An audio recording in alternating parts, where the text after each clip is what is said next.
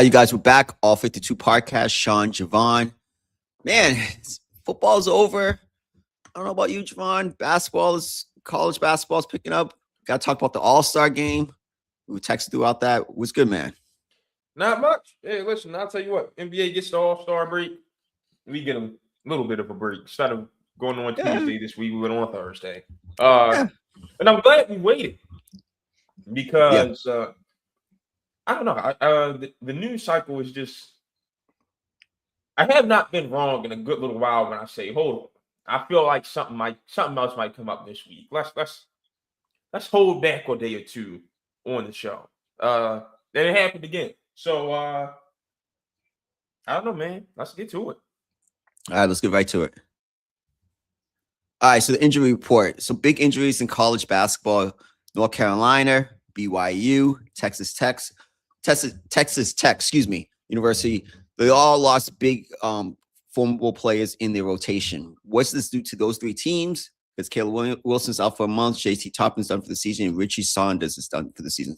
What does this mean for those three teams and other teams going forward? Well, without Caleb Wilson, I think we're going to be looking at a Tar Heels team that's very similar to the ones that look like the ones that make us say Hubert Davis can't be in Chapel Hill anymore.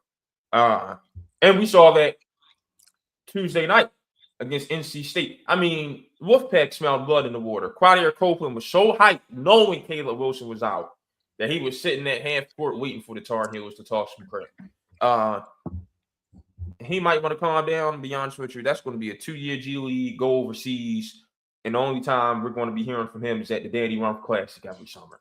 So I would really calm down if I were Quadir Copeland, because he thinks he's a point guard. I got news for you, buddy. At the next level, they are picking poor Robin clean. Those cookies.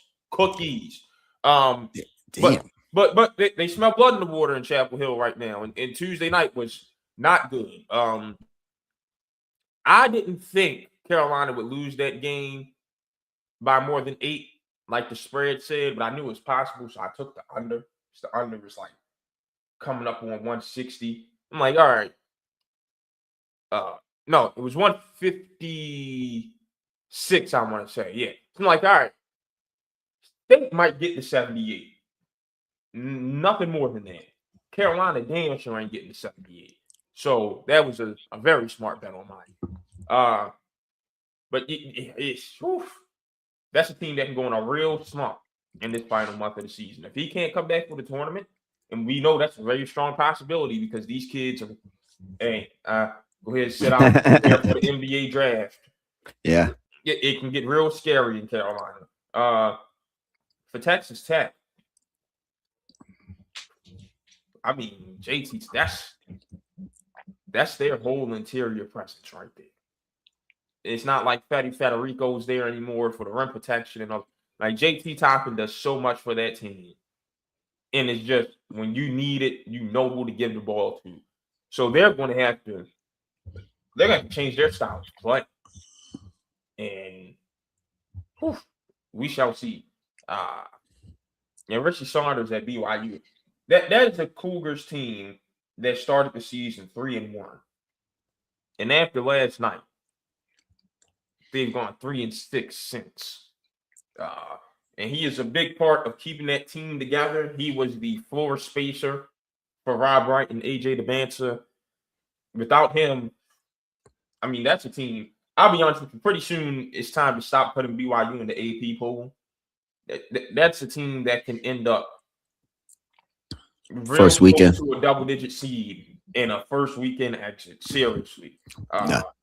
And got to look at DeBanza for that. I know you're in a tough conference, but what you think you're playing in the NBA? What's you know what I mean? So that's why I keep trending toward, a Darren Peterson. But, I mean, that brother has to actually want to play some basketball. I mean, 18 minutes in the first half, 18 minutes total, I think, last night. Played 2.5 minutes in the second half. Hey, coach, I'm cramping up. And sit out. What really is the deal? I don't get it because if you think about it, his spot is secure. He's going to be number 1 or number 2, depending on who the team is and if you like him. I think he should be number 1, but I just don't get if you're not going to play and it's all these cramping issues. First of all, you're at Kansas. You have some of the best medical staffs ever, and they can't get this cramping issue correct. Is he not hydrating or like? I'm just confused about it because it seems like it's just not. Apollo had the cramping issue. He did, but he didn't miss nearly as much time as Peterson because the Peterson is more than cramp. It's always something. There's something, and my concerns are like it seems like it's lower leg issues and stuff like that. I don't know. I still take him number 1. I gotta say this. It had me thinking. I had to bring this up. I know we don't really mess with Kendrick Perkins over this on the show, but he did say he was like, "Hey, are any of these guys generational?" And I the more I see them, I'm like, I like the talent, but if Cooper Flagg was in this draft, I would take Cooper Flagg number 1 still. Hindsight's 2020. No. I would take Cooper Flagg number 1. He was supposed to be in this draft, actually. He was. Yeah. I can't believe you quoted Kendrick Perkins on this show. No, it was just something I thought. Hold on, Sean. Hold on. After he sat up there and said, AJ the Banter ain't doing nothing different than what Brandon Miller did at Alabama. And them two don't play the same. They don't play at all. Same. Yeah. Yeah. That's true. And you know Kendrick Perkins ain't watched a college basketball game probably in his life. Probably. Yeah. Good point. Come on. Let's make that the last time we mention him on this podcast. That's why I preface it the way I did say it. But I see your point. But my point is, I think Peterson's already number 1. DeBance's number 2. I'll backtrack. But I do have concerns about Peterson in that aspect. It's like, do you want to play or not? He's still going to go number 1 in my book. BYU, I'll do reverse. I wasn't in love with that team when I was seeing when Saunders was on the court. I think he's a late first round pick. But I didn't like what I saw when the competition got really stiff with them, and I did not like what I saw from that team. So this just makes me double down. Like, hey, I can see this team lose in the first weekend of the tournament. That Oklahoma State law looks worse and worse as the weeks go on. Easily. I see them losing. I would definitely probably see them losing definitely first weekend of the tournament. Texas Tech, tough. That's tough because I really like that team. Toppin, I think he's a borderline NBA player. Borderline. Borderline NBA player. But when you lose that type of talent, that's gonna be tough. In USC, I wasn't a big fan of the team, even with Kalen Wilson. And I don't see Wilson as the type to sit out for the rest of the season. I think these guys are the top 4, and we're missing Boozer. If they play anymore, it won't hurt their stock. If they don't play anymore, it won't hurt their stock. So why not play? Wilson's going to be the 4th guy taken out. I hear you. Keelan Wagler, Darius Acuff, Nate Ament, Corey Pete, Kingston Flemings, they all got something to say about that. Them boys sit out, and Michael Brown Jr., can't forget him. Yeah. I don't know if you saw what Acuff did last night. 49, right? Boy special. Boys, that boy can hoop. And by the way, I just gotta say this. You know how much my 2 most disliked coaches in the country are probably John Calipari and Nate Oates. And the fact that there was no other good game on TV while those 2 were, and I was forced to watch that, was ridiculous. I really don't know how anyone can watch multiple games of either of them teams. Come on, man. For a season. How can you watch Alabama jack 63s, go to the rim, abandon the midi, take a bunch of bad shots? And Sean, I could have swore it was 3 and D. Alabama plays 0 defense. And it's been like this for years. Sean, every time you go to bet on Alabama, the over-under for their game is at a minimum of 159. I'm surprised. There is nothing appealing about that brand of basketball. And you go to Calipari, ain't no system. And whoever my favorite guard is, whoever my two guards are, just go ISO all game. And I'm just sit there. I don't get it. But what has that changed since Kentucky? He's always been the dribble drive type of offense. And what was I saying about him at Kentucky? Yeah, you thought he was an underachiever. I would say this. To go. The only thing I would say about Nate Oates' system, you watch the NBA. It's the same system as the NBA. It ain't good. I watch college basketball. They get away from the NBA. It's the same system. Same system. And the teams that play like that in the NBA don't go nowhere. Well, I would say this about Alabama. I'm going to say this. He put Alabama basketball on the map with that style, type of system, and they're consistently in the conversation. They wasn't in the conversation 10, 15 years ago. So that style of basketball appeals to some of these kids because they're like, oh, I want to try translate it into the league. So I'm not knocking You're it. going, and let me tell you what makes, that's manipulating these kids so much because these kids are dumb and don't know how to choose a school. You go to Alabama, you're learning how to be a role player in the NBA. Yes. Are we saying that because they haven't, besides Miller, developed top tier talent? No one develops. Miller developed. That's it. Yeah, we already know. Okay. Yeah, but that's actually a good thing because most of these kids will be role players in the NBA. Or not even be in the NBA. You're supposed to go to college to get developed into your full potential. And if that winds up maxing out as a role player, fine. You go to Alabama, you leave the same player that you were coming in. No, Javon. You're wilding. Some of these role play. Austin Reeves is about to get 100 M's. Austin Reeves is about to get 100 M's. He's a role player. He wasn't no role player at Oklahoma. But we look at his skill set. That guy should be a role player on a championship level team, right? I don't think he's a starter on a championship level team. Period. I don't think he's on a championship level team. Period. All right, but my point is, like, you depend on you develop the worst case scenario. All right, maybe Austin Reeves in the back comparison. Worst case scenario, you're a Kobe White or something. You're gonna get $50 to $100 million playing the NBA. White wasn't a role player at Cal. He was the man. But in the NBA, he's a role player. No, my point is that's a 6-man on a championship team, most likely. My point is you do not go to college to be a role player. And that's literally everyone on the Bama team. They are role playing in college and then wind up being the role player in the NBA. But that's not bad. Devin, some guys might take another step. It's just to get to the league so that you can show a role. Devin Booker was a role player at Kentucky. He was a rare exception to the rule. Okay, who else was a role player at Kentucky that turned out to be something? Scala BCA washed out. Yeah. Carly Stein washed out. But I wasn't high on those guys coming out anyways. All right. Isaiah Bledsoe couldn't even get to the league. I say it was small. Come on. Let's call it. This 6'2". He was 6'2", but he wasn't as fast as Maxey. Like, there's no comparison with that. Oh, but all that personal trainer scoring, that was his problem. I do think I do agree with you in this aspect. I see what you're saying about these kids going to school trying to realize the potential. I've seen guys who, with the man at the university, can't even get off the NBA bench. You know what I mean? I think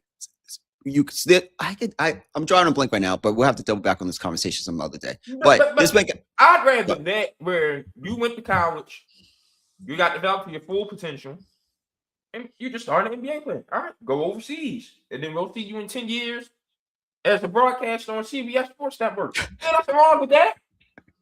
Or assistant coach on the coaching staff. Or assistant coach back at your old school and fans. Yeah. And nothing wrong with that.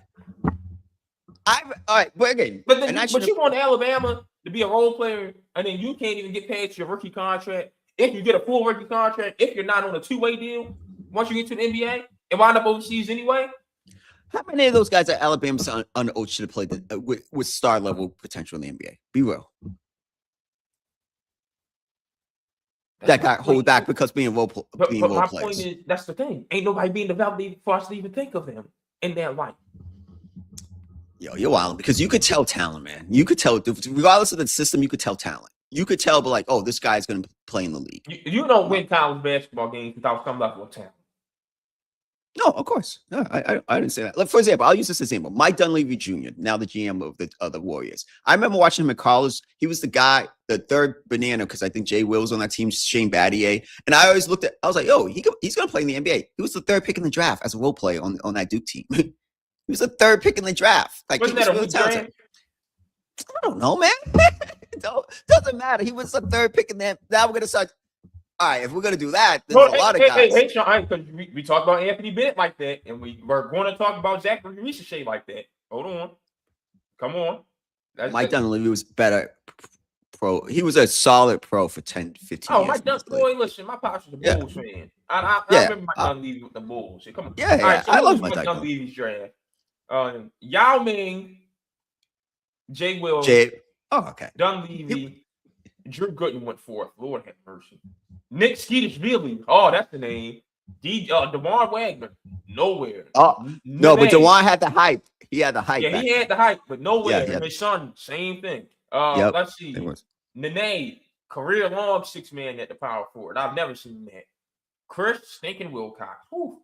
Amari Stoudemire and Caron Butler. Shoot, they should have been the top two picks. Jared Jeffries. Woo. Lamar Dixon, shout out. Tayshaun Prince. It wasn't a bad draft. Casey Jacobson went first round back in the day. Look at that. Nenad Christix. And John Salmons. That's not some great pick. Roger Mason. A lot of those guys.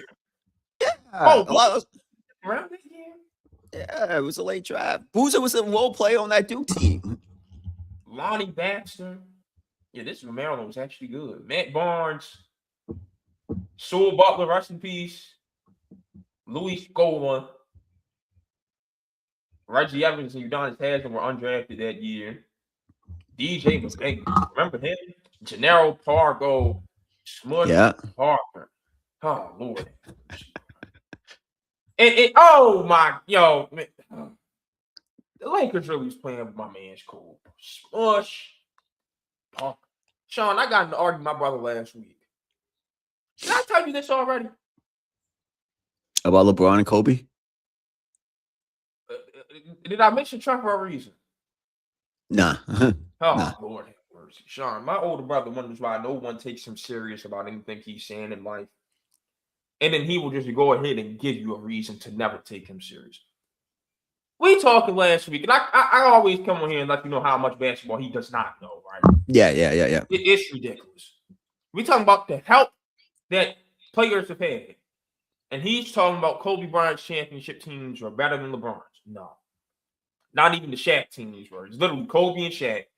And the title teams, a whole bunch of guys who looked way better than they actually were. Bruh. This idiot said Trevor Ariza was a 20-point scorer with the Lakers. No. Not even Trevor close. Ariza ain't never sniffed a 20-point average in his career. I said stop right there, but stop. Conversation's over. Conversation. Yeah, you were done with the conversation right there. Like, come on, bro. There was no point. That's really LeBron fans for it. Just don't know what they talking about here. I'm thinking right now, the only thing I think those Lakers teams in the early 2000s were all-time great teams. Like, so it's hard for me to be like, oh, they're not talented. Because Shaq and Kobe were all-time. I don't think about the stuff that I think they were all-time great records. Same thing with them Bulls teams. I think they were all-time great records. I don't think the roster top to bottom was just unstoppable. I think so let's think. Derek Fisher, good role player. Yes. Is he replaceable? They didn't win it. Kobe never won a title without him. He didn't. So I can't say he was very clutch. That conversation. Cool. No, that's why we asking questions. Yeah. Rick Fox. How many Rick Foxes have there been in the NBA? I think you could replace with Fox. And they did win one title with Glenn Rice at the small four, I think. They won a title with Glenn Rice. Kobe came back and won with Ron Artest and Trevor Ariza. Okay, we can do that. 36-year-old Horace Green. Yeah. Horace. And who was on the bench besides Robert Ory? Ron Harper. And what was he contributing those days? He wasn't contributing much. And what was Ty Lue doing? Nothing. Okay. You know what I'm saying? Like, that is a lot of Shaq and Kobe cause so much gravity Yeah. that we can make all these guys look so much better than they are. Then The we only get back thing. to the Lakers. We get back to the late 2000s. Sasha Vujacic, Mm-hmm. Shannon Brown. Yeah, good point. You know what I mean? Like, credit Lamar Odom, best 6-man in the league at the time. Give him that. But this Pau Gasol syndrome that everyone has. Buddy, do we not remember how he got washed in 08? No, he was soft. Can we just stop forgetting how much better Kobe Bryant made Pau Gasol? And can we stop forgetting Andrew Bynum did not become Andrew Bynum for another 2 years after they won that first championship? We got to stop with the revisionist history. Is all I'm saying. I would say this. I agree with you in this aspect. I don't put those 2007, 8, 9 Lakers as all time. I don't even think about them in the conversation. Like, Lamar was nice and stuff like that with Paul Gasol and Gasol. But I look at the 2012 Miami Heat as one of those teams that. So I think they won that 28 straight games, something like that. And look at everybody they had on the team. Yeah. That team is one of the all-time great teams. D-Wade, Battier, LeBron, Bosh, Ray Allen. That's your closing lineup. Has them off the bench. Mike Miller. Did they have Mike Miller that year? Yeah. Mike Sean Miller. and Cole were your point guards. Yeah. No, that team was really good. And that was prime. I still think everybody says 18 LeBron. That was the best LeBron I've seen was 12. Yes. When he stopped trying to shoot all them jumpers, took his ass to the power forward and just ran free. Yeah, and he had a post game and he was efficient. That's the best LeBron I've ever seen. And so I think they beat those Laker teams in the 09, 08, 09 team. I don't know about that. They tried to do all that small ball stuff, and that wasn't going to fly. And Chris Bosh did not have scored on Pau Gasol. Was that the best version of Kobe those 3 years? The best version of Kobe was 2006, averaging 35 points a game. Okay, that's exactly what I was going to say. All right, so that's why I can talk sports with you. That's why we do this. Because I was going to say, if you say the best years of Kobe Bryant were wasted. Yes, right after Shaq, right? His years were after Shaq and before Pau, and they were wasted. Those 2-3 years. Vladimir Radmanovic. Exactly. That's why his run as best player in the world doesn't last as long because those 3 years are like, he was putting up numbers. But those 3 years, he was the best player in the NBA. Duncan could have an argument in one of those years. He's the best player in the league until 2010. Not my fault. I'd say until the 2012-13 season. I'd say that was the first year where I'd say you can pass the torch to LeBron. Yeah. That's when I think LeBron. Cole was still number 2 until the Achilles. I wouldn't be mad at that. But I think the best version of him was right after Shaq up to Paul. Pau. Those were easily those best versions of him. But that's what I was saying. That version LeBron in 12, the only levels I've seen is Michael on that level. I'm not a LeBron Glazer or anything like that. So I'm being real. I've never seen someone play both sides of the basketball that well in one single season since Michael. Not many people have had. I can't name a team where Mike and Kobe have had that much space to operate. No. Or the roster that dictates you have to be guarded one-on-one. You can't double team. You couldn't double team LeBron. Good point. But I do look at it like LeBron that year, Michael's 96 season or 93 season, one of the two, you can pick one. Those are like Steph's 2016 season, Jokic season up to this point. The Jokic season this year, it slipped off, was really good at the beginning. I'm like, damn, this guy might be the best. Yeah, I was like, damn, I might have to put him over Hakeem eventually soon because I was really thinking that because he was that special. But like individual season, I think Kobe's 2006 season, you gotta have individual. When someone is that special, you gotta tip the cap to him. And I think LeBron was really, really special that year. Dr. J's first year with the Nets in the ABA. Yes, ABA season. Yep, special. By the way, everyone, please go watch the ABA documentary on Prime and learn something. That league has some damn good players, Sean. Oh, my goodness. George Gervin, everything. again, the innovation for what basketball is today. 3-ball, fast pace, playing above the rim. Yeah, and then y'all wonder why I got a little bit of an issue with claiming all these so-called Celtics championships from the 60s and 70s. Small ass NBA, and all the talent was on the Celtics in the 60s. And then once the 70s came, not all the best players in the world were on one league.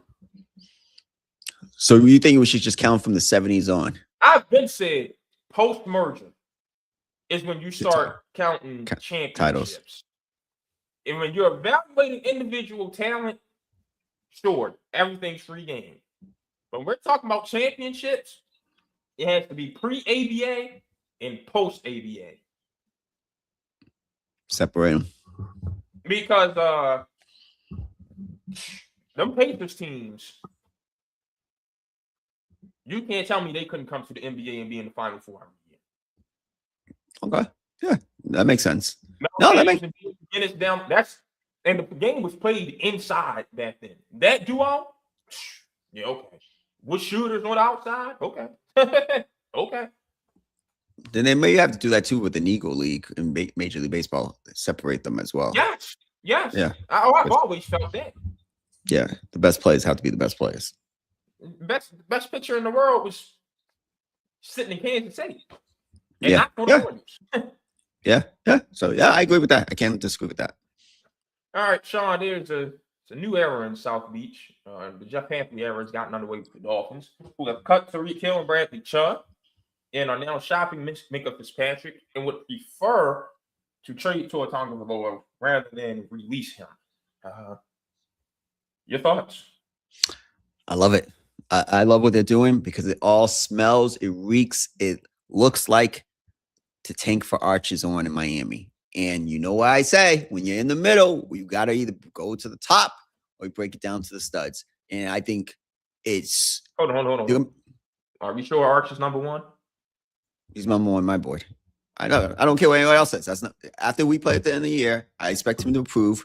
He's my number one pick in the draft next year. And then you say someone else, you let me know. Trinidad Chambliss is going to be part of this draft class.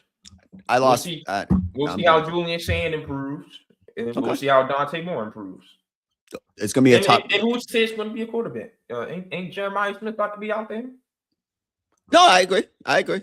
But five. If all five, well, you need 4 or 5 because you could put Sellers in there if you want to. I don't know. No. Okay, no Sellers. One of those guys will be the first pick in the draft because Miami will clear. To me, it looks like a clear tank job that he's trying to do in Miami, in which they should do because that team was mediocre and wasn't built on the strength of toughness, which you need in the AFC and the AFC East. So why not break it down to studs? Where Hafley comes from, with his from Boston College, the type of defense he's played, with his personality, you just got to build it from the studs up. And I think, all right, regardless of whoever you want to pick with the number one pick, they will go quarterback next year. And it's a better quote unquote draft for quarterback. So they'll be, even if they don't get the first pick, they'll be in the top 5. So you just say you don't get Arch. There's some other good candidates I like coming out this next year. But again, we got to wait and see. But I like where they're starting because it's like, hey, I said this is the year before, and I like Brian Flores. I love him. He should get a job. But the biggest thing they messed up, it was like an unspoken word in the NFL that the Miami Dolphins was going to tank to get the number one pick and get Joe Burrow. And they didn't tank and didn't get Joe Burrow. Hindsight's 20/20. But I'd rather have Joe Burrow than Tua Tagovailoa. But in that aspect, I don't blame coaches for failed tanks. I blame the GM. You give the coach enough to win with, he's going to go win. You want it to be a losing team, you as the GM have to strip your team of assets. Who's on that team? That was they purposely. No, that was show how great of a coach Flores was. He didn't accept mediocre. That too. They didn't have any talent. They purposely was training picks, and it was lining up. We want to go get the number one pick, and it was Joe Burrow that year, and they didn't do it because of the great coach in Flores. And I love Flores, but I think if I was Stephen Ross, I'd be like, hey, I think there's more generational quarterbacks in this draft. If that's what you think, we got to be on alignment of how bad the team has to be. Stephen Ross went about it the complete wrong way too. because you on the yacht and all that. And we got to give Flores his credit. Hold on, 3 years, 5-11, 10-6, 9-8. You're only a black man can get fired for that in the NFL. After what the Dolphins had been,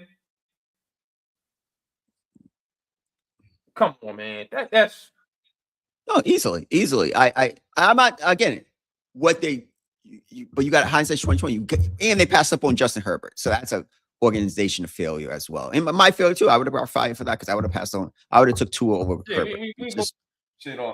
yeah. So I would have got fired. We like I said, we ain't issuing that apology anymore until he shows us something. So No, still further right. Exactly. So, but in this draft coming up, you regardless of whoever pick you, Miami needs to land in the top 5. You got May in that division, you got Allen in that division who ain't leaving. You got the Jets with 2 first-round picks in this draft. You need to go find your quarterback. I like what they're doing. Do not tell me they're going to. I heard they're going to get Malik Willis. Why? I think he's going to be good. Yeah, I like Malik Willis. Go see if you have a guy like a Sam Darnold, like a Baker Mayfield, who sat for a little while behind a decent quarterback in a good system. It can actually be a starter for you. Go see. So you're in Green Bay with him. He needs a chance. You need a quarterback. Go get him on a 2-year deal. Nothing too crazy. See if he can play this year. And if you got something, you got something. Now your draft capital can go elsewhere. Good point. And I was just gonna say that when you made me think. Because you already know him, the GM and the coach. If you feel comfortable and he performs well, it's actually better for you. And he's on a lesser deal. And you could build the team long term, not just have these guys rookies come in with nothing around them. So that is the best option. If Willis comes in and he balls out, but the win-win is if he doesn't ball out, you still get a top 5 pick in the draft that is quote unquote supposed to have better quarterbacks. There you go. I mean, Bradley Chubb, I feel bad for. Because I was there in his career. Just derailed. Yeah, no business being in that game against the Ravens. And just really hasn't been the same since he got traded from Denver. And now you see where Denver is without him. I don't know what market he's going to demand, but Tyreek Hill, Chiefs are going to lose Hollywood. Oh. They're probably going to bring Travis Kelce back. Mahomes is trying to play the full season. See if you got one last ride in you. Bring him back, I guess, because Rashee Rice is done. Yeah. Yeah, 18 months. They got 18 months of you beating on your woman. But then you're going to replace one with another. Well, when you bring Tyreek Hill. Damn. Well,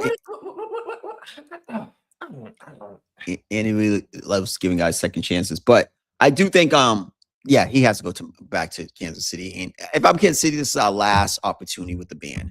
Because you know when New England had to flip this switch and they had Hernandez and Edelman and Gronk, this is our last hurrah with this band, and then we got to flip it over because Mahomes, he's been around for so long, but Mahomes is only 30, going to be 31 this year. It's like he might not everybody's gonna be Brady. All that 45 stuff, let's stop that. If he still has another 5-6 years, he moves around more. In these last couple of years, he's not been protected as much as Tom was. Exactly. So you got 5-6 years of his prime. You got to get that next generation of guys next to him so you can squeeze out maybe 1 or 2 more Super Bowls. If Mahomes gets to 5, some people having the conversation with Brady as the GOAT, like just with 5. And then you get close. That's sometimes getting close is just as good enough as being like, because not being Michael and Brady is a hard bar to climb. Getting 8, getting 7. That's tough in this generation of sports. Yeah. All right, Sean, your boy Jerome Tang is being fired, and Kansas State is trying to say it's for cause after his press conference rant where he said players did not deserve to wear that jersey. And many of them would not be back in the Little Apple next year. And then the following game, he removed their last names from those jerseys and proceeded to get his ass kicked. Your thoughts on what's going on in Kansas State? So I think I texted out a group chat and it said, I'm not mad that he got fired, but saying for cause because of a press conference for showing players, hey, you guys not putting forth the effort. or putting forth the standard of Kansas basketball. If you can't coach your team hard, I don't want to be the coach anyways. If I'm him, fire me. But I want my money because he's owed $11 million. I'm taking that court. And I think he's gonna win that because for Cards, what did he do to embarrass the university? I didn't like. Is there anything in his contract that he can't take off the names off the jersey? If he can't be in a press conference being real? Like, again, he has not done well since that tournament run. He deserved to be. He should have been fired at the end of the year, anyways. But saying for cause so you could keep the $11 million is shady to me. Cheap. That's it's not. Shady, yeah, and I wouldn't want to take the job. Oh hell no, you're not. I'm not going to take that job. It's a very middle of the pack job in the current Big 12. And if the Big 12 were what it's supposed to be regionally, with Oklahoma still there, with Texas and with Oklahoma and Texas still there, with Nebraska still there, with Arkansas, Missouri, and A&M still there, Kansas State would still be toward the bottom of the list of quality of job in that conference, right? So, do I want that gig, especially with what you're doing with Jerome? It's crazy. Now, here's my thing, though, Jerome. This is year 4 for him, right? Mm-hmm. Yeah, this ain't the other coach's kids that you inherit. These are your kids that you either got out of high school or in the portal. So if they're not good enough and don't deserve to wear the jersey, you recruited these guys.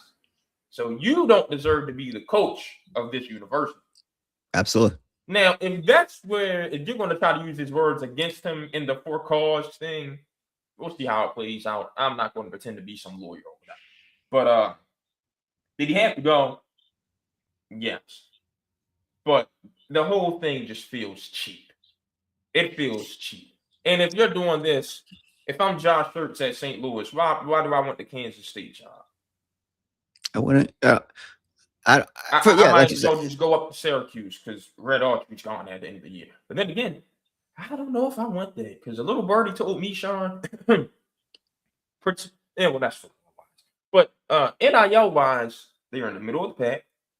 The state of New York produces no one these days. And Syracuse is going to have a new chancellor and a new AD this year. Yeah.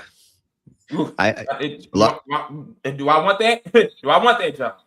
Exactly. A lot of turnover. But I'm just not a big fan of the job anyways. And I definitely not a big fan of the AD and the school for even bringing this up. Fire him and pay him his $11 million and just let him go. But doing that is it's low. I just looked at it. I was like, that's very low class because I should be able to say what the hell I wanted to say in the press conference. It wasn't like he was calling them like B words or anything like that. He was just like being real about their effort. But again, he deserved to be fired. Let's make this clear. We're both on the same page. He should have been fired. Yeah. It's just for cause, it's slimy. It's just a shady way to do it. And, while we're on the topic, this Mick Cronin thing. So everyone, oh man, you can't do that to that kid knowing his story. All right. I'm supposed to let a kid take a blatantly dumb hard foul while we're down 17 points and stare a dude down, all because Izzo rejected him as a walk-on back in the day? No. What are we talking about? Now, should Mick have sent him to the locker room for the whole world to see? No. But should he have benched the kid for the rest of the night? Absolutely. So let's relax on the soft stuff, bro. I want to be mad. Be mad he sent him to the locker room. Like, hey, you could have did it better. But benching that kid and yanking him, absolutely. There's nothing right about what that kid did. That's what he played hard. No, he didn't. He took a hard foul on dude for no reason, and then he stared him down. And then waited for him to get up and stared him down some more like he wanted to do something. So stop. That kid is not innocent. Yeah. The only thing I would have done was bench the kid. Simple as that. But and then we would have talked. But you made it a little bit of a show, grabbing his jersey, telling your security guard to get him out of there. No need for all the extra dramatics. And then after the game, why were you that guy asked you a simple question? You could have answered it. but you made it about the guy wasn't getting your voice loud. I just didn't like. I'm not a big fan of Mick Cronin back in UCLA anymore. Yeah, it's time for both It's sides. time to go. But I just don't know. Yeah. I don't know where he goes. Maybe he takes Kansas State, but then again, I'm a Final Four coach. Why am I taking a job at a middle tier program in the best conference in basketball? You know, I can't go back to Cincy because that's lower tier in that same conference, and that is the team that is one of the teams that are most regionally out of place in that league, which is his biggest complaint with UCLA. Or where am I going? You know what I mean? Like, college basketball has forced out guys like Mick Cronin because it's not advantageous for me anymore. I might be an assistant on the NBA staff or something. Where am I going to go?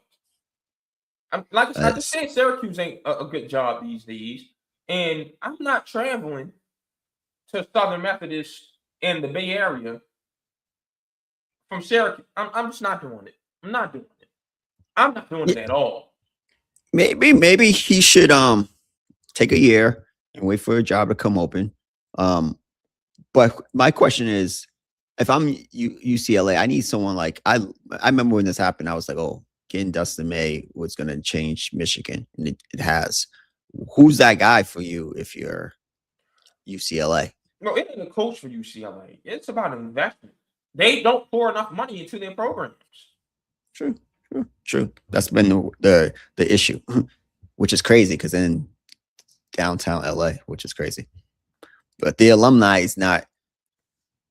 It doesn't seem as significant as UCLA. No, UCLA is in Brentwood. They ain't downtown. That's USC that's in the trenches.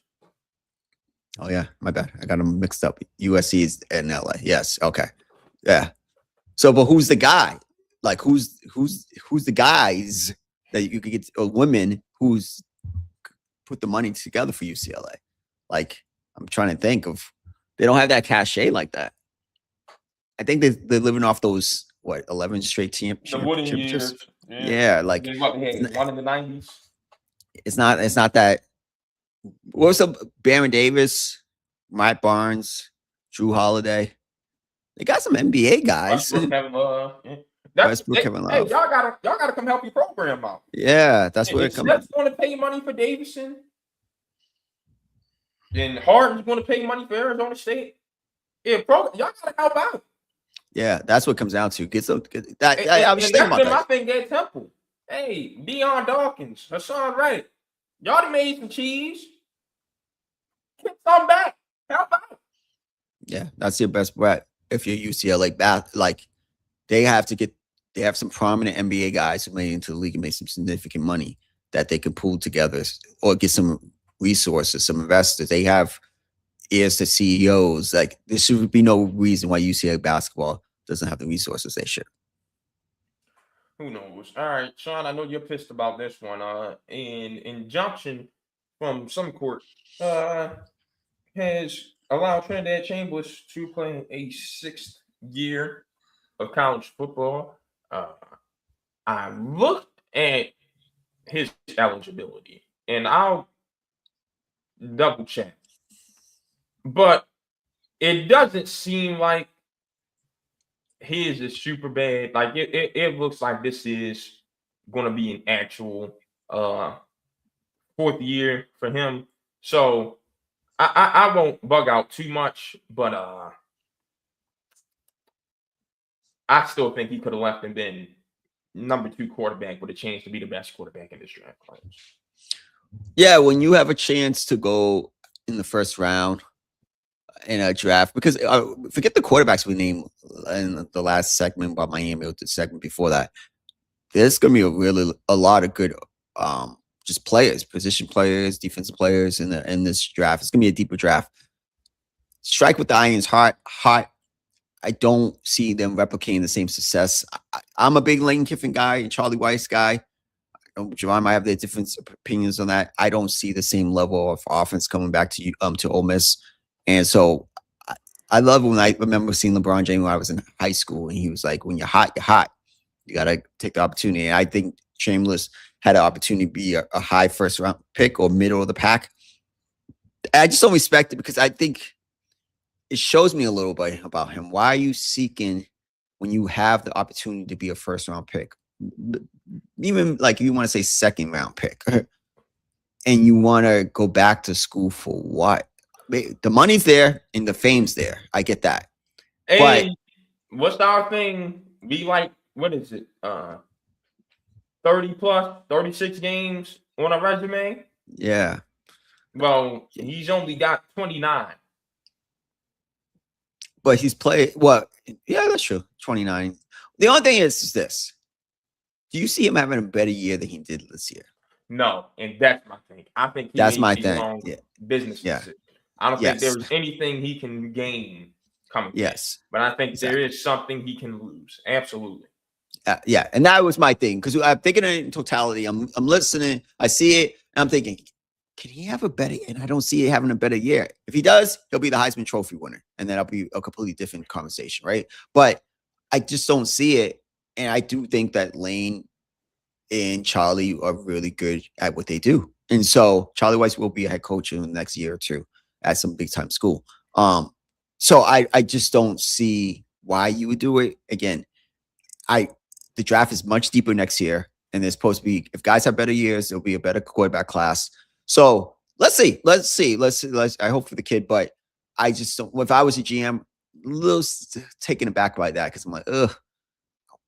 What do you have to gain from that? Unless you just want to keep beating up on the younger kids, and it's fame and money. That's what it comes down to. Let's call it space pay. You'd rather be the guy at the university and getting $5-6 million a year than being the backup that's for a year. it's all about it in IO money. That's all. Yeah, that's what it comes down to. Simple as you that. make more on a rookie scale if you go in the first round. So that tells me you don't feel confident enough in yourself as a first.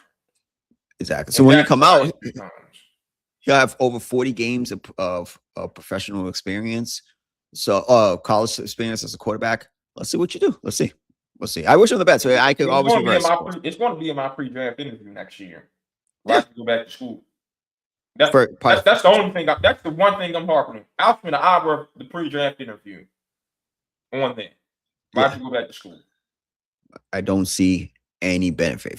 I don't see any benefit. If you told me he was going to LSU and he was going back with the same offensive system and things like that, I would be like, I'll probably be less. But I don't see the benefit because Ole Miss will not. I don't want to say will not. I'm pretty sure they're not going to be in the Final Four next year.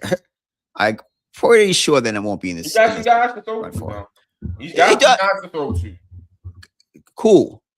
But a lot of things have to go right for you to go into the Final Four again. Like a lot of things to go right. And but I don't think we can dismiss Ole Miss as a playoff contender this year. You say don't dismiss them? Yeah, I can dismiss them as a team. I want to say they just can't make the playoff this year. Oh no. I'm not saying that, but I'm just saying being in the Final Four. But the Final Four, yeah. I hear you. That's a tough thing to say for any of these teams, Georgia, Indiana, any of these powerhouse teams. It's tough to say every year you're going back to the Final Four. Not how college football is now. No. All right, Sean. What's next? All right, so the All-Star break. So we're talking about. I started the show about the All-Star game. How intense it was, quote unquote. But we also got to put in All-Star Saturday night. We got to talk about that. So, Javon, what was your overall thoughts about the whole weekend for the NBA? Friday was great. Oh, Friday too. Excuse me. Sunday was great. Didn't watch the liquor Saturday. I'm glad I didn't. Everything I saw about that damn dunk contest was disgusting. Let it go. Place it with a one-on-one contest. It's unrivaled one-on-one has been jumping. But Sunday, I love it.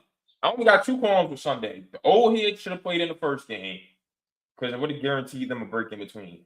If there were any 2 teams that should have went 3 straight, it was the youngins and the world team.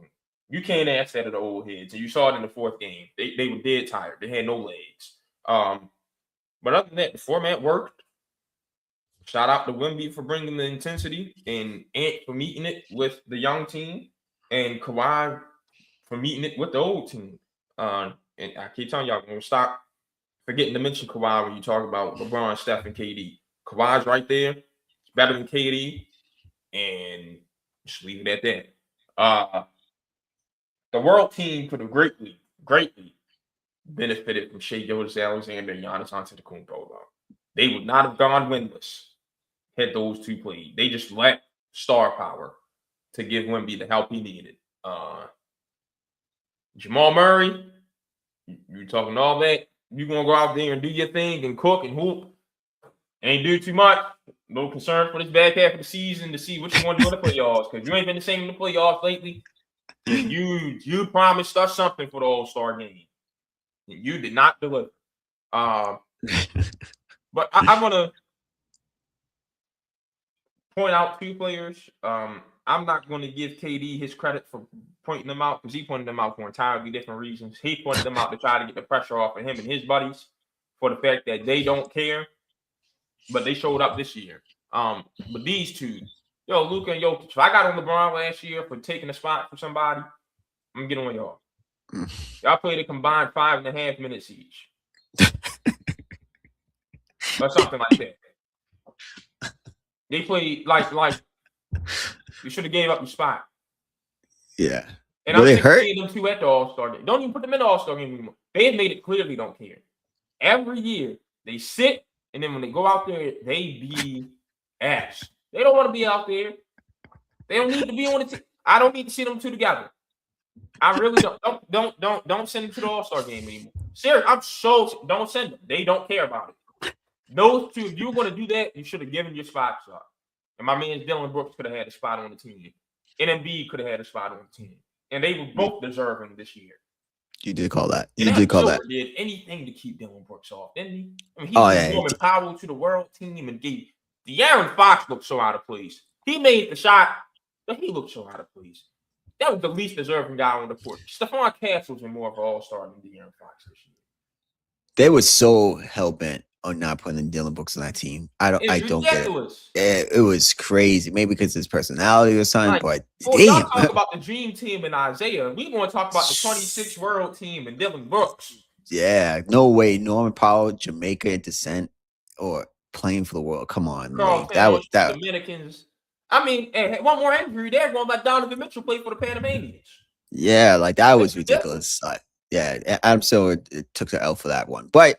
Give them they took a NBC, the NBA, and the players took a complete W for the format. They need to keep it. I would say this. I do like the stars, the young kids facing the world, because they match their energy to start. And so when I think if the old head started, we would have been with the same BS. I gotta be honest. But when they saw that those guys were playing tough, because I don't know if KD would have let Wemby show him up like that. Because they had a stretch where they started guarding each other in their game. I'm like, this is what I'm here to see. Because I just watched a couple weeks ago on NBC.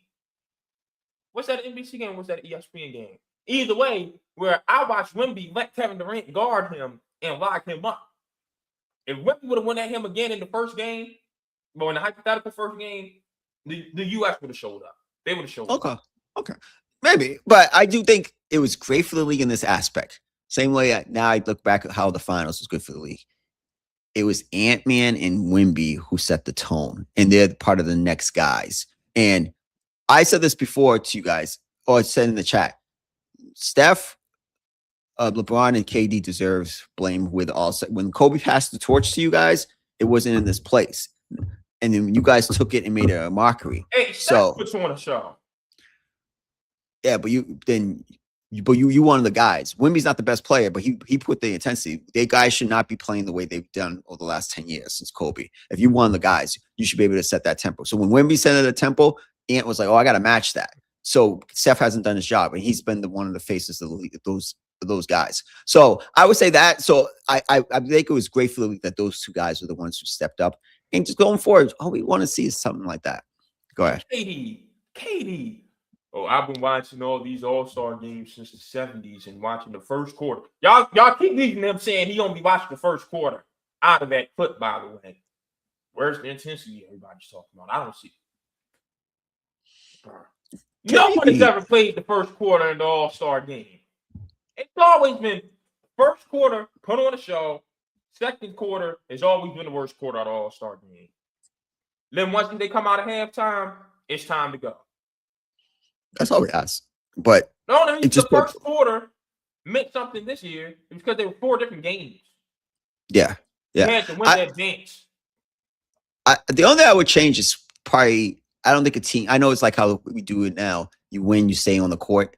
I just don't think that's going to be realistic for a team like the older team because the fourth quarter was trash. I just It don't was think just the too older tight. team should have been the second game because that just meant they had to play 3 straight. The older head should have been on the first game because they would have been guaranteed a bye.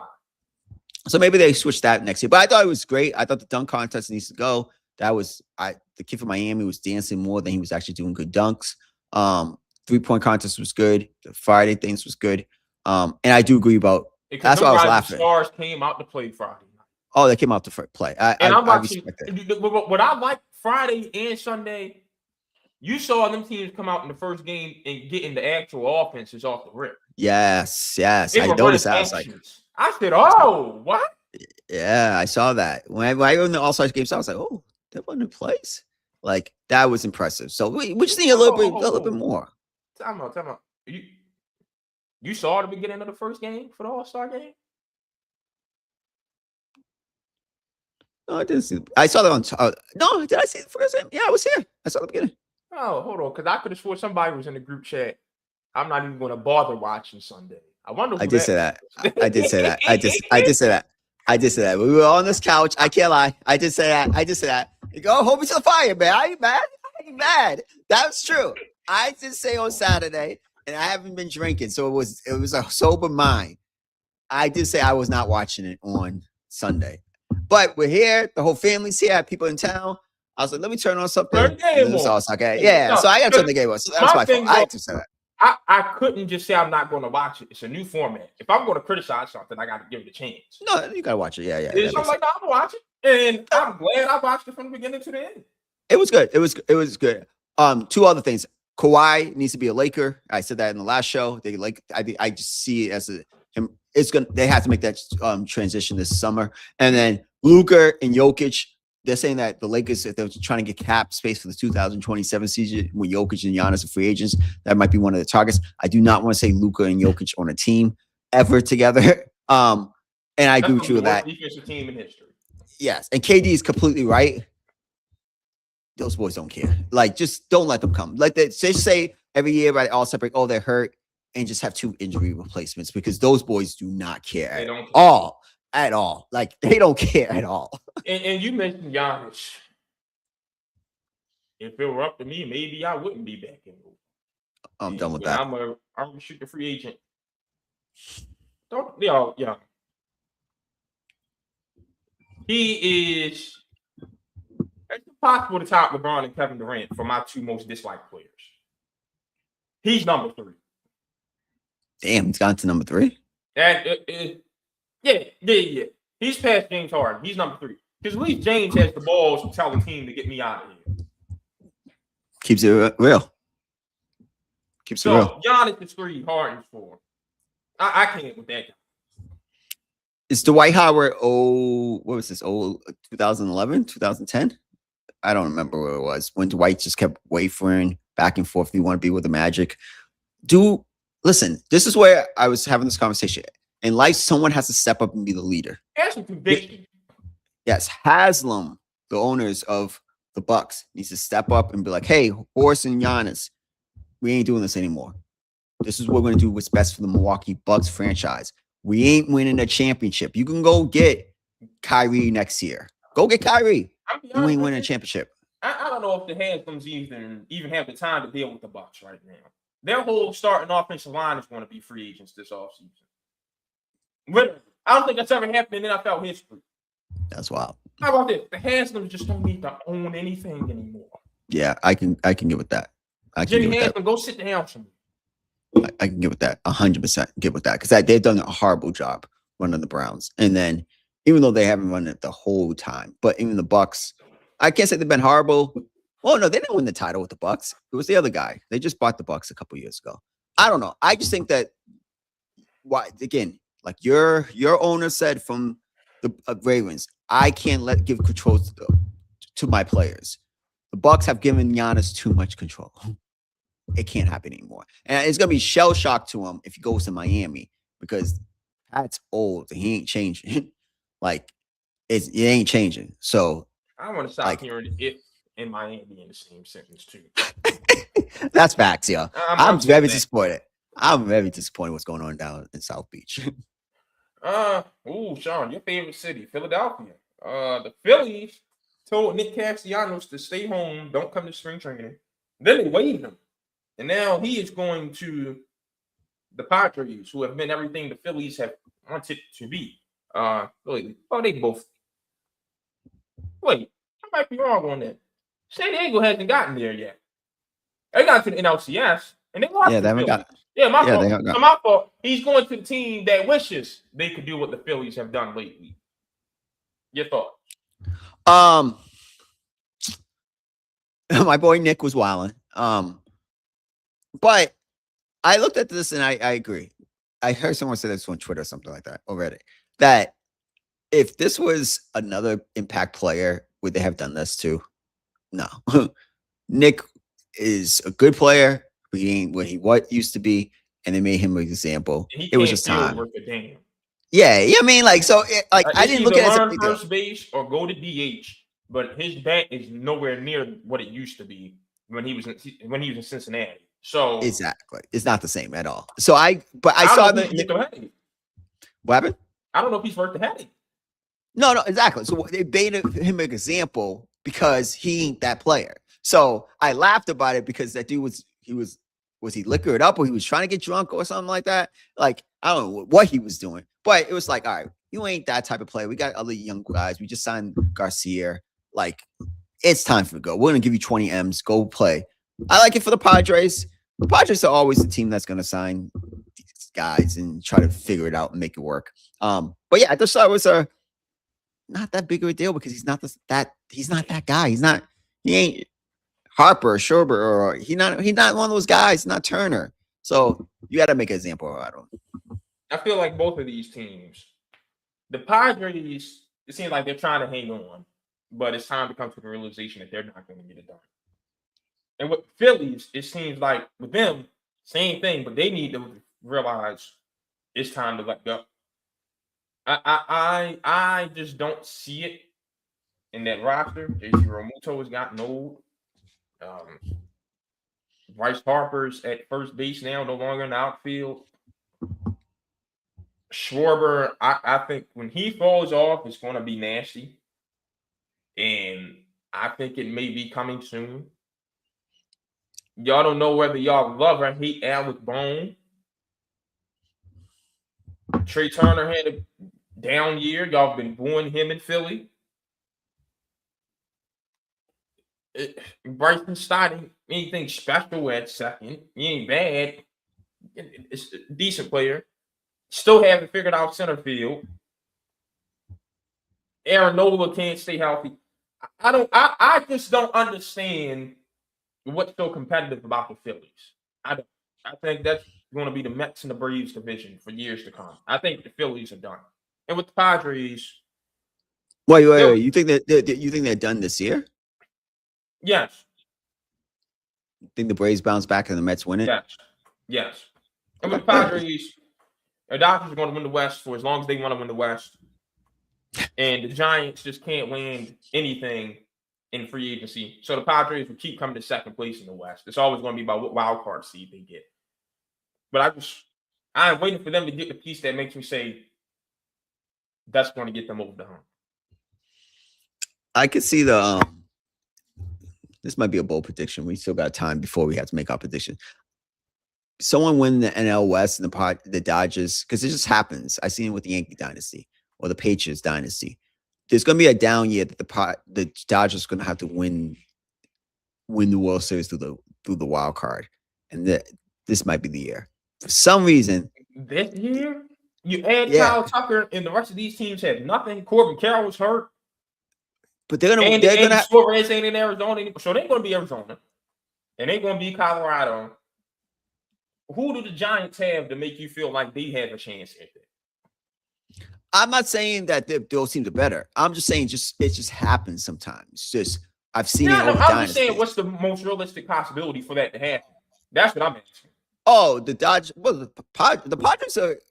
If the Padres in the AL the last couple of years, they'll be the best team in the AL. I would think, or in contention, the last 2 years.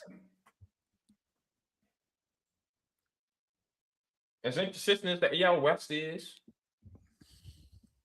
Yeah. Yeah, you know what I'm saying? So, like, that's a really good team. They could win that division. Like, so they didn't have the splash moves this year. And that's sometimes you don't need that. I think they could win the division and the Dodgers will finish in the wild card. The Dodgers going to win the World Series, but it's going to not be as like I thought it was going to be. They're not going to win 150 games and not lose and not go unscathed throughout the playoffs. I think it's going to be a tougher path. They almost lost Game 7. They, like in the World Series, they barely won almost doesn't count. Absolutely, they're the champs. I'm not knocking it, But I would say this is that I could see the Padres winning the division this year. I'm still picking the Dodgers to win the World Series. I'm not naive by that, but just a harder path. So I like what the Padres have. And the Padres and Dodgers are best. They don't like each other. It's actually a good rivalry. At 1 year, the Padres will get them, just not this year, but they might win the division. This isn't the Yankee fan and you hating on Dodgers, is it? No. I just said they're going to win the World Series. Just making sure. Hey, you know something very interesting that caught my eye this week, because we got all this get rid of the NBA draft conversation, which I think is ridiculous. What's that? 27 rings the Yankees have? Yeah, 27. That's not enough. Yeah, well, Sean, don't push me. That's not enough. Anyways, word on the street is 11 of them rings came before there was a draft, and all the good young players just decide I'm gonna go play in the Bronx. Yeah, so we don't need to ever get rid of the draft. No, we should. No, I wish you give it the draft because you get a chance to pick where you want to work. I get a chance to pick where I want to work. Why shouldn't we do that? A draft in sports? No. The NBA, then you give it a tanking. Oh, sports are different. We have to stop that. Come on. Being a professional athlete is not being part of the labor force. It's just not. Well, you're producing labor and people are making money off your labor. I'm just saying. There's exceptions to that. Come on, man. All right, but nobody get paid to play a game.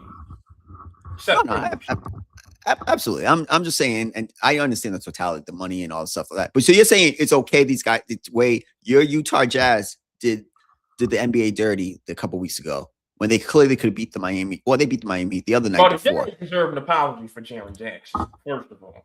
They should be appealing how much they got fined because he's actually got something wrong with him. Do you think it was if they were in a playoff race right now, he could play through it? Oh, he had a growth. That is scary.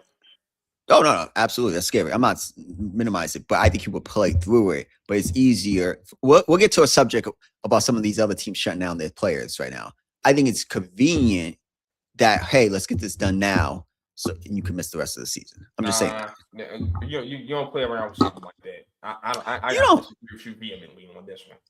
No, that's fine. That's fine. But there are other antics, sure. But Jaren Jackson, it's bad optics to give them the fine literally less than 48 hours after finding out he had something actually going on with him.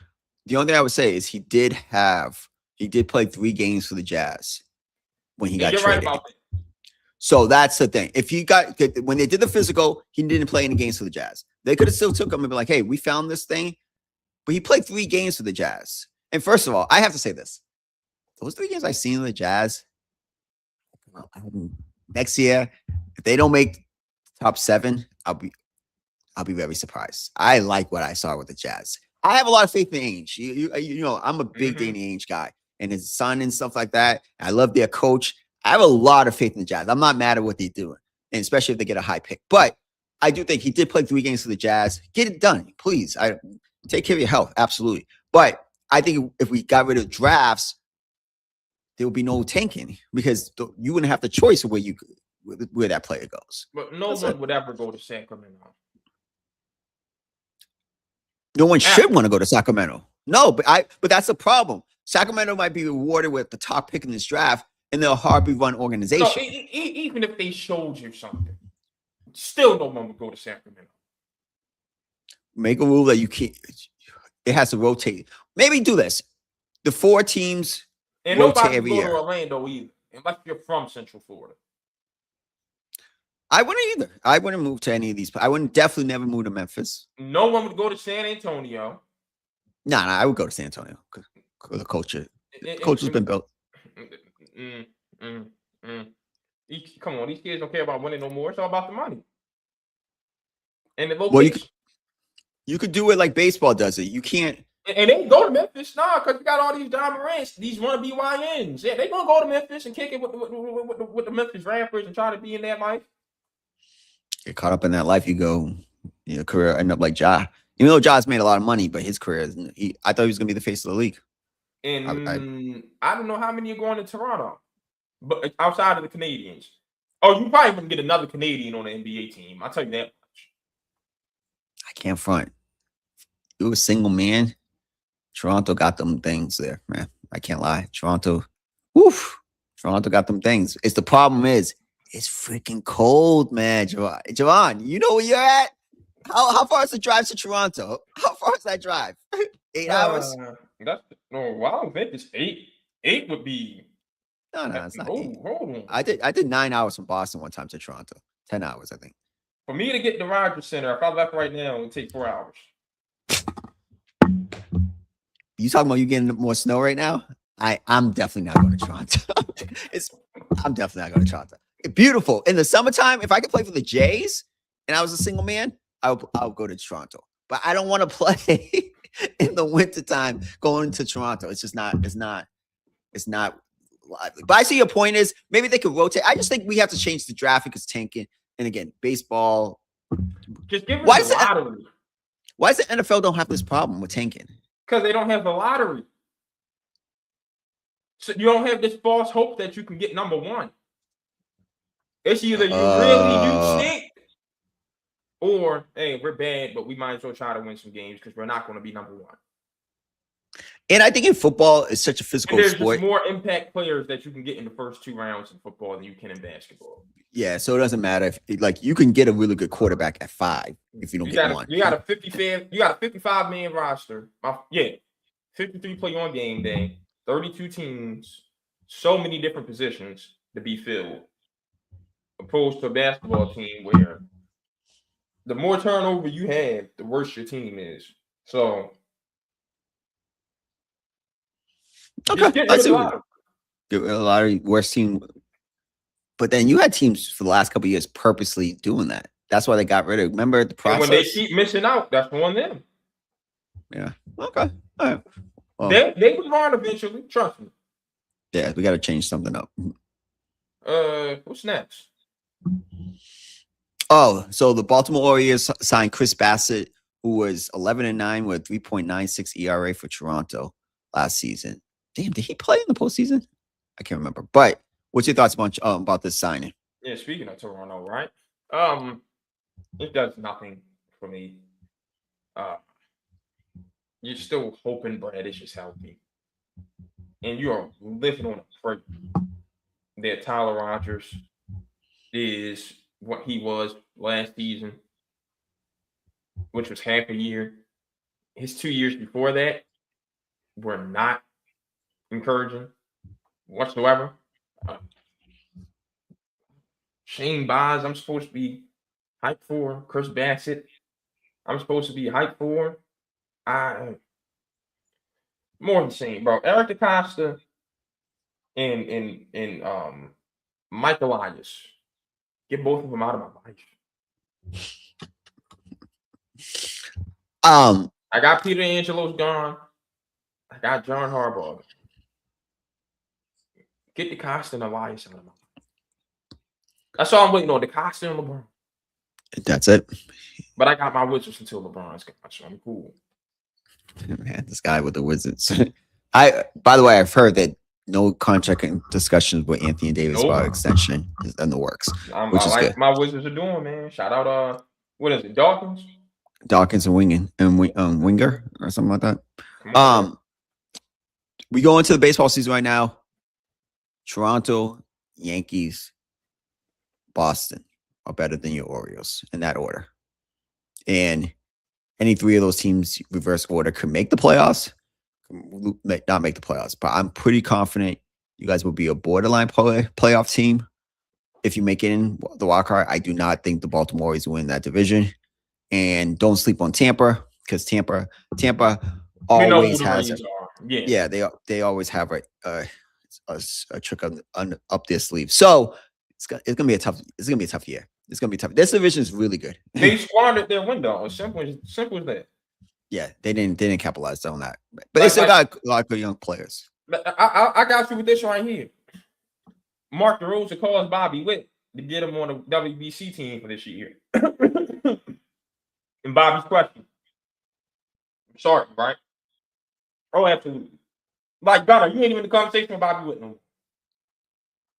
Come on. There's that ship has sailed. It's gone. It's not even close. I don't even think his best bet is to move permanently to third base if he wants to be the best at something.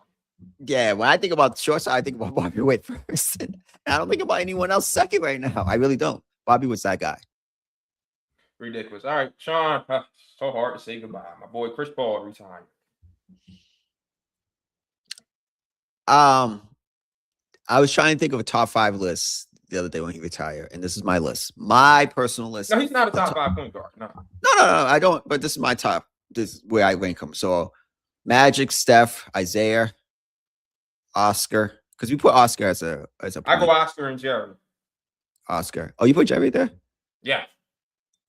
Okay. All right. So my list, I put him as a 2, and then I would do Stockton, Kidd, and Paul. So he's a top 7 point guard. So that's 8 for me, 7 for you. Yeah, 7 for me. So great career. Never won the title. Didn't like that at the end of his career he was just bouncing from team to team because he was still very productive. I just he did great. He did great things for OKC and Phoenix and San Antonio. They all brought him in to mentor their young guys, and he did exactly what they needed him to do. Exactly. And he overachieved in Phoenix. Absolutely. So I think like we'll remember him where he stand one of the great last true in this league, last true point guard. So maybe that'd be his defining moment. Didn't win the title, but Halliburton trying to bring it back. Oh, Hallie can do it. Hallie's probably the last hope we have right now, or current hope right now.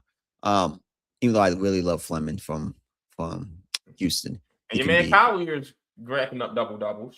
Yeah. Okay. So we'll see how it goes, the point guard position. But yeah, I just think what if with him, those Clipper teams, that Rocket injury. They never got them a small forward. Yeah.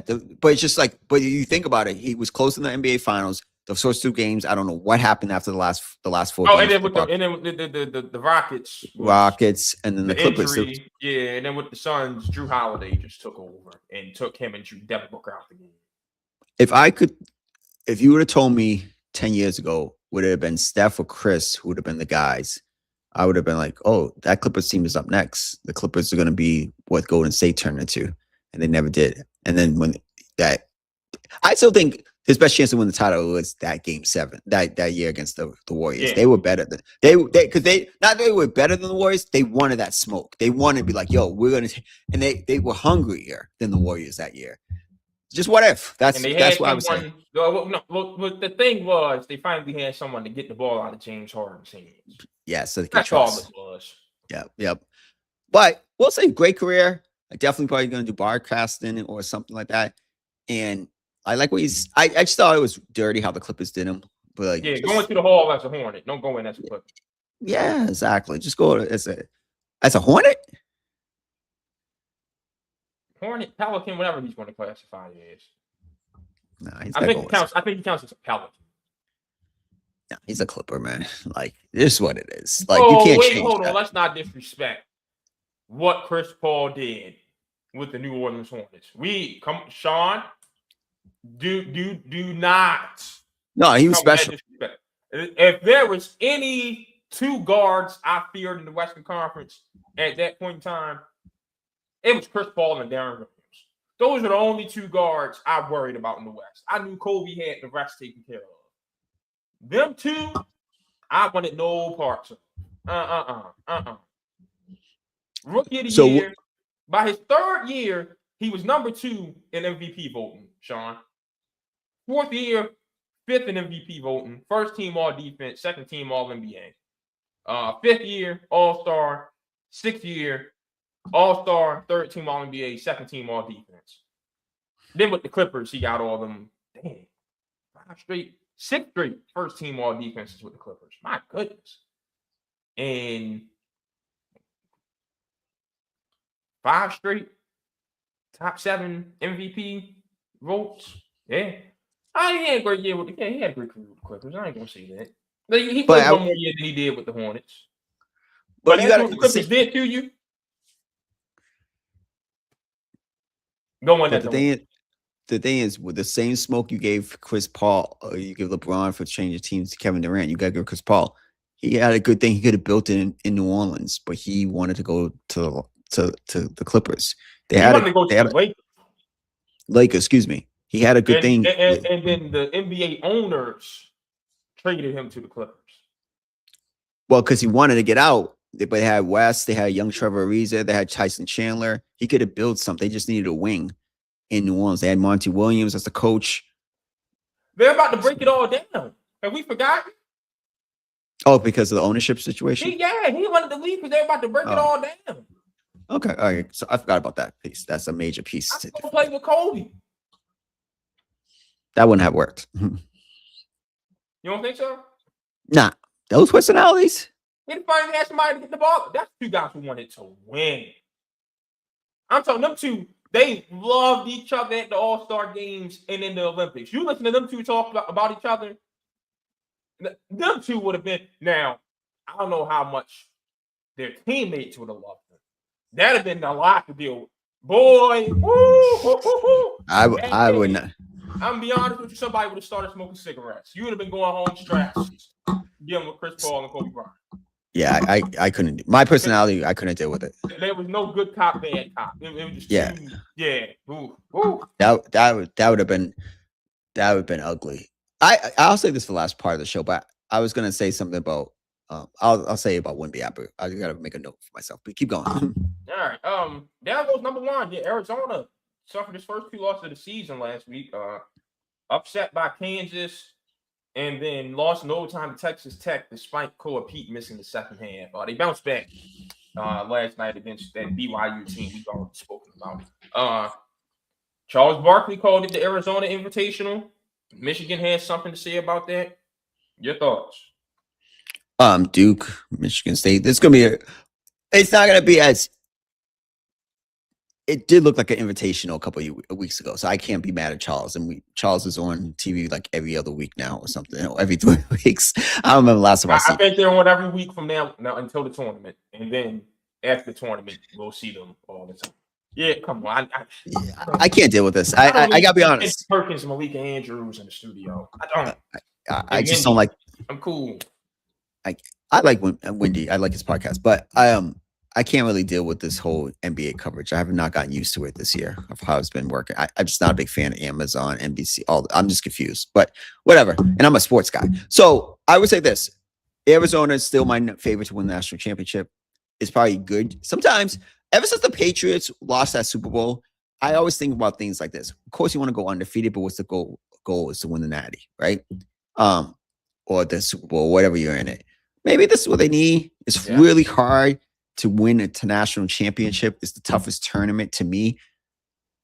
Yeah, it's the toughest tournament in sports to win a championship in. So yeah, I'm not mad. That's when we fill out brackets. I'm telling you right now, Arizona's going to be in my Final Four. Arizona right now will be in my Final Four. Okay, and so I don't know who my 4th team is right now. You got 3 already. Cool. That's it. I'm not worried about Arizona, and they're going to be my favorites to win the national championship. We'll see how it plays out. See how the brackets, how I feel in a month or so. Because they keep playing bad, then it's a totally different conversation. But right now, it's still the Arizona Invitational. But Michigan and Duke are really for more points. And they didn't look bad against Texas Tech. I will quit. No. They did not look bad against Texas Tech. No, they wasn't going to go undefeated. A lot worse against Kansas. Yeah, like it wasn't going to go undefeated. Exactly. Getting punched in the mouth is good for them, and they play in the best. They're still the best team in the best conference in basketball. Not even close. Definitely, 100%. I'm not worried about them. They're gonna be in the Final Four. All right, so we got some staff changes in the NFL. So The Seahawks, to replace Clint Kubiak, went and got the 49ers tight end / running game coordinator.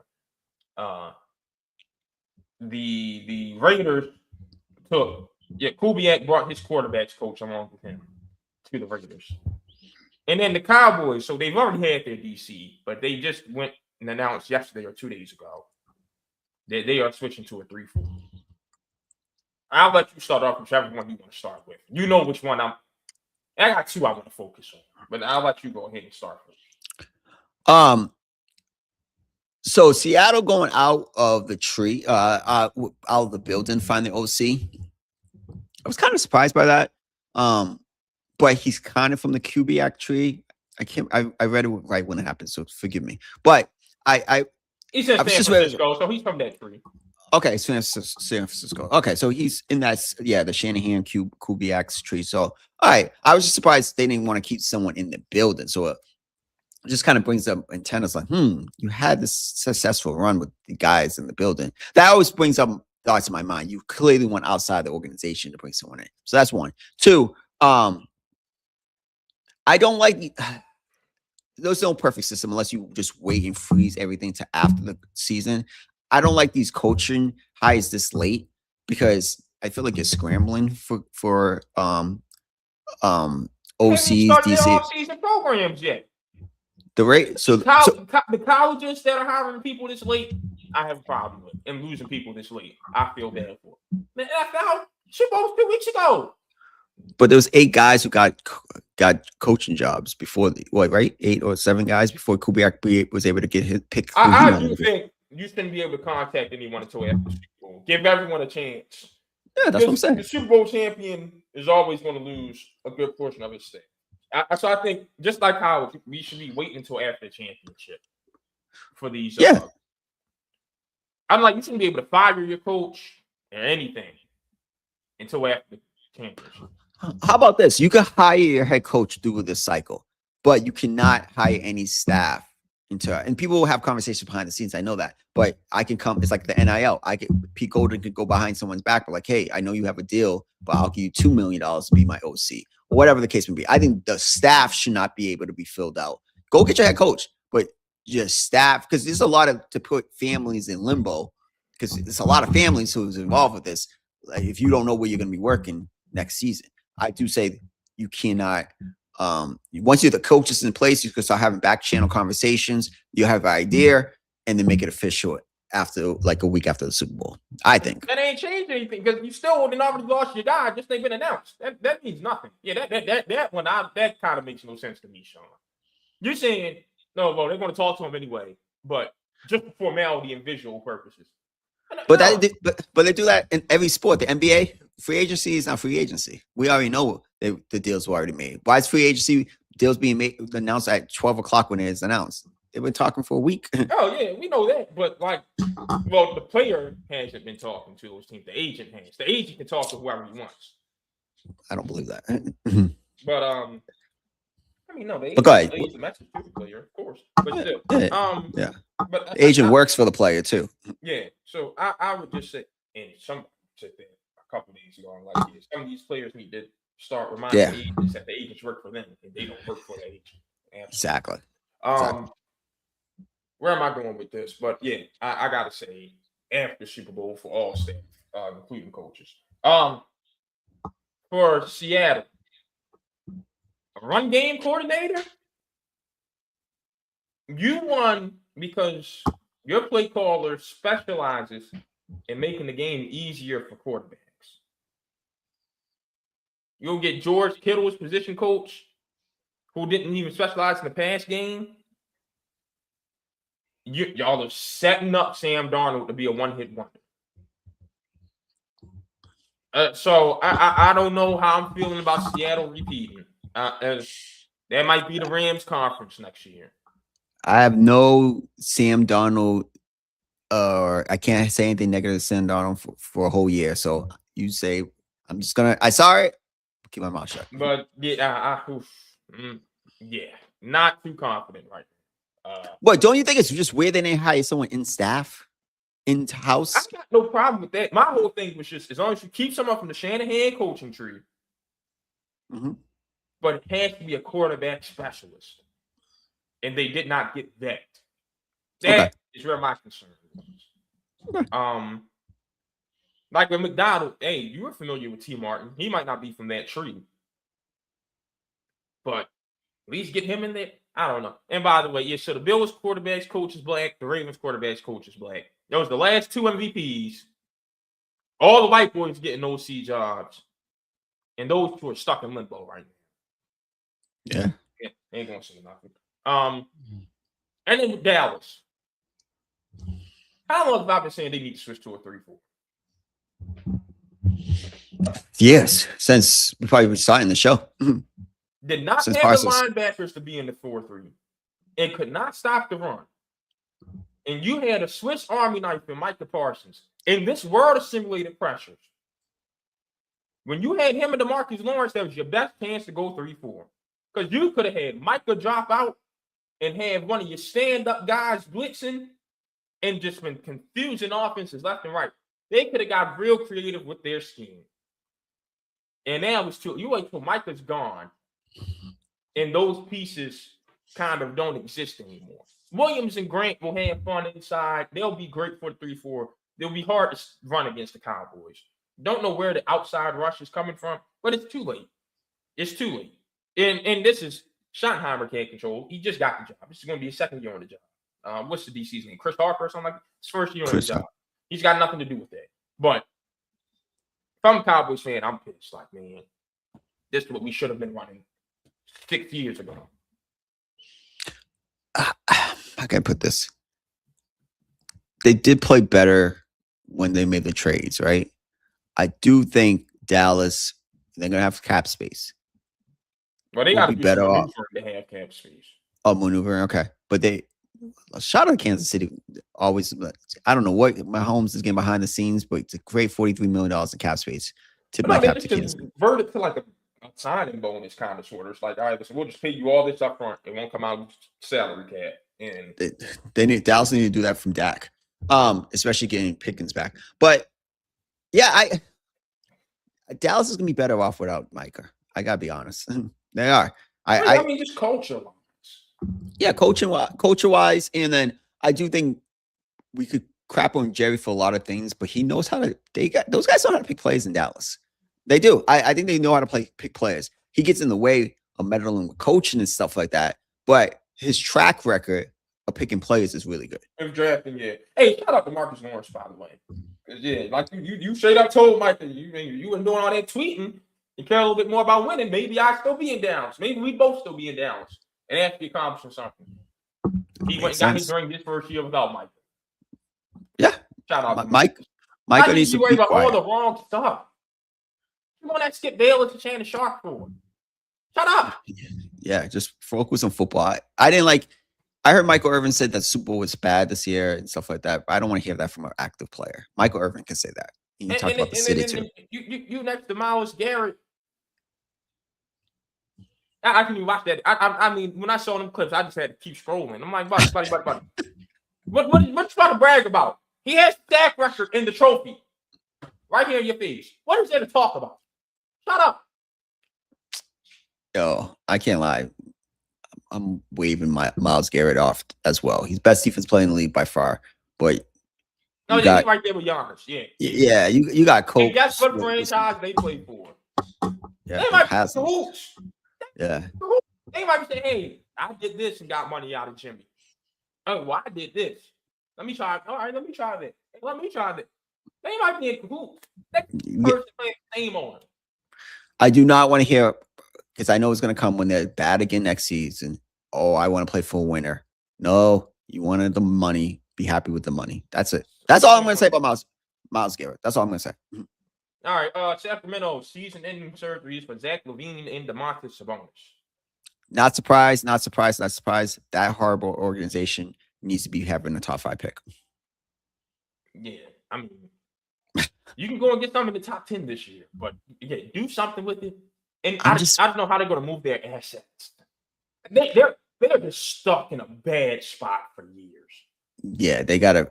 But I don't want to do the Eli. But if I'm one of these dads or one of these agents, if I'm one of these players, damn that.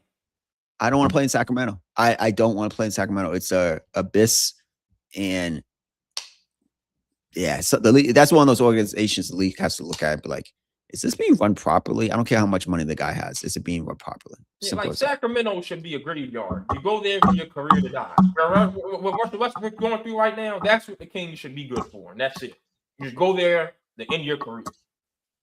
That's it. DeRozan, Russ, oh, that combination. I mean, because Zach LaVine, you tell him he's going to opt out of $49 million next year? Hell no. He's going to sit, so you're stuck with him for another year. DeRozan doesn't expire until the same time. So you got a whole nother season of this. And then you got to trade Malik Monk because he's going to be 21% player option after next year. Sabonis, whoever I get. Got to trade Sabonis because he's $45 million next year and $48 the year after. Yeah, you need to get into that whole Brooklyn Nets mode or OKC mode. You need to be trading. People need to be. You need to get off your bad contracts, and you need to be able to absorb bad contracts just for draft capital. That's what they need to do. Like that's Memphis and Sacramento. That's what they should be doing for the next couple of years and accumulate. And whoever they're going to get in the top 10 needs to be the guy they focus their whole future. I love what Dallas is doing. Kyrie, I think Kyrie's going to be gone. I don't think it makes sense. Kyrie's not on the same timeline as Cooper. Trade Kyrie, or let him play at the beginning of the year, build his value up, trade him. You got to build around the kid. You got to build around whoever Sacramento gets. That's the franchise. It's just Sacramento. You got to get the Sabonis, DeRozan, and Monk out here right now. I don't know why you even went out and got DeAndre Hunter. More Keegan Murray before he becomes $24 million a year. Since you got DeAndre Hunter now. So I'm not even about to talk about how to fix the Kings. It's just because they're not going to do it. It's simple. I know. 3 years ago, they were third in the West. Crazy. Seems like forever. Squandered. Yep. Real quick. Well, one last thing I have to say before we go. Do you think Victor is trying really too hard to be the face of the NBA? No. He's just out there playing. No, the face of the NBA conversation is a media thing. Why we got? Can I watch one interview? Ant Edwards, we not asking him about it. He does not care. They should not care.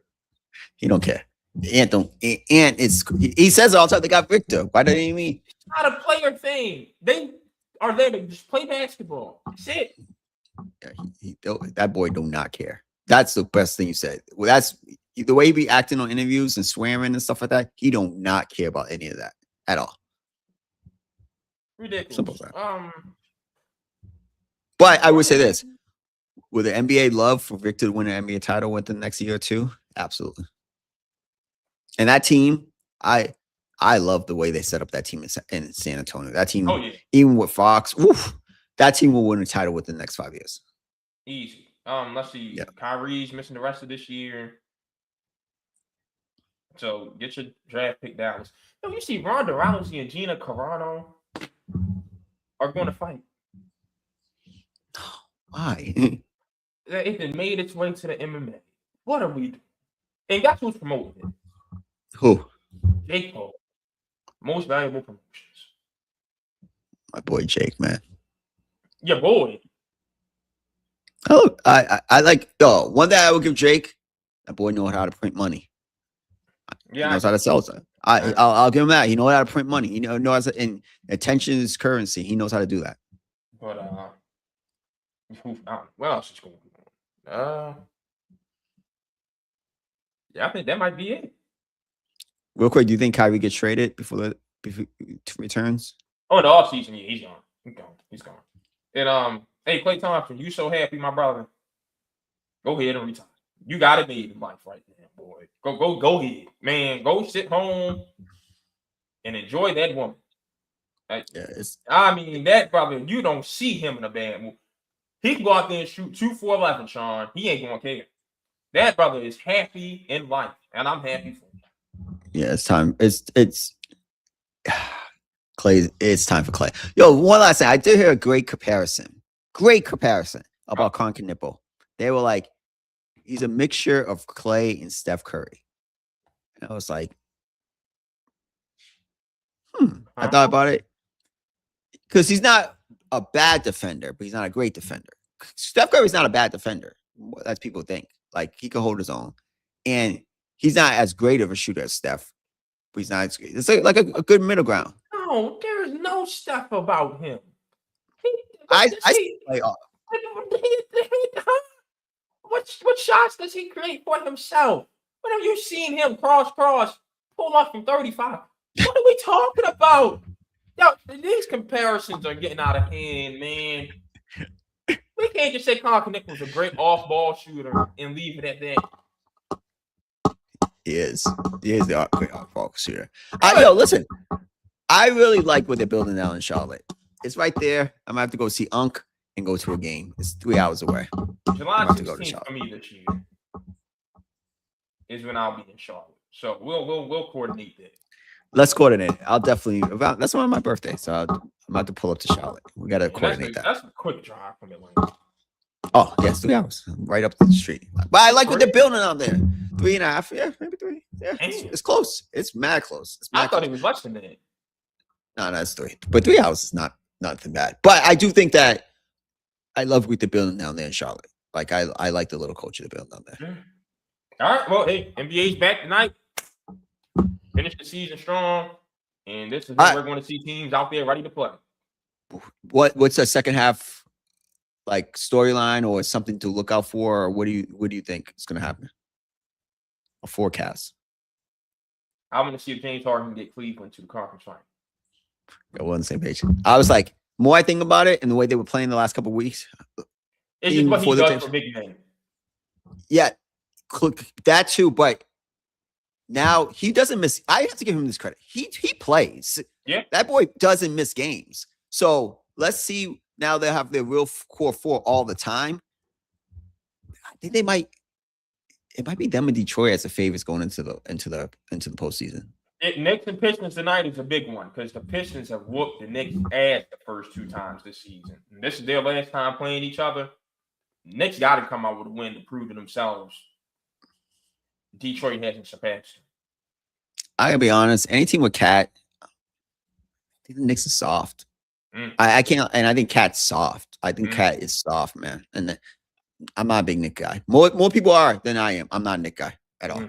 I'm taking Boston. I'm taking Detroit. It does Tatum come back. That's another one. Traded for Zubac. That's one of them. You just feel like he's on the way. Yeah, exactly. So I like those. I'm taking those 3 teams. And my team at the beginning of the year, Philadelphia, they get healthy. I'm gonna leave it like that. Top end talent. They're top 7. Philly in the same conversation. Listen, if Embiid was healthy, he'll be in the MVP conversation. He's been that good. No, he's been that good. Come on, he's been like no. I'm not arguing that. Okay. When we're going to stop saying if healthy in Embiid. Listen, the way they're doing it right now. I need to get into the playoffs as a 6th seed or a 5th seed. That's all I need. I'm gonna say it again. Why do we keep trying to count on Joel Embiid to stay healthy?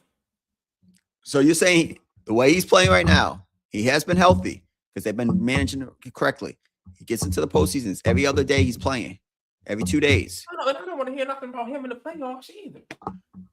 That team's scared. That top end talent, that top 8 could compete with any top 8 in the East. Oh man, Sean falling for the Sixers. I never thought I'd see the day you fell into that trap.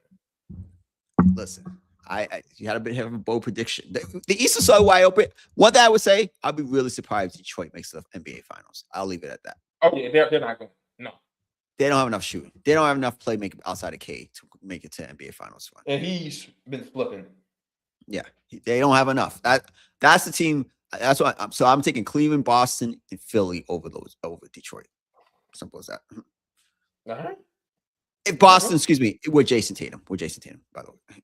All right. Well, we'll be back next week. And ready to really dive into the second half of the NBA season. It's really not the second half because they play like 50-something before the break, but whatever. We're out of here. We're out.